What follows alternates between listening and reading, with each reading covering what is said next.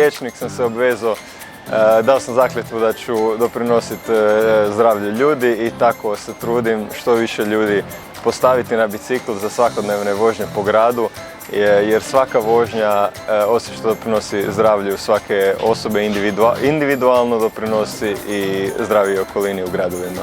Dok vozim bicikl, meni je feeling u glavi odličan. Jednostavno, to je kao neka meditacija koja me opusti.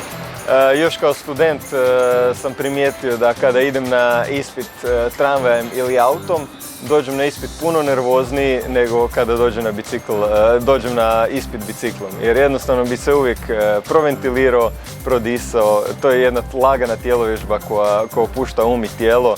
I jednostavno ljudi i zaposlenici i školarci i svi koji dođu na posao biciklom dokazano imaju bolju koncentraciju i opušteniji su. I to je to zašto ja vozim bicikl svakodnevno. Bicikl je stvarno svestrana mašina koja može zamijeniti 90% putovanja automobilom. Ako na njega stavimo torbe, bisage, košaru, s biciklom možete obaviti svoj svakodnevni shopping bez problema, pa i više. Tako da ja koristim svoj bicikl i kad idem u dućan i kad nosim neke stvari. Postoji cargo bicikli koje nažalost još nemam, ali s njim mogu još više stvari obaviti, može se posuditi u sindikatu biciklista.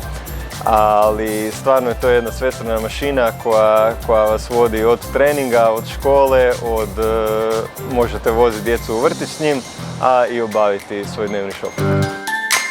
Zaključak je tako, dajte šansu biciklu, nije tako teško kao što se čini, nije ni tako opasno ako budete oprezni i ako se držite svih pravila i predvidljivo se vozite, tako da to je još jedna poruka svima.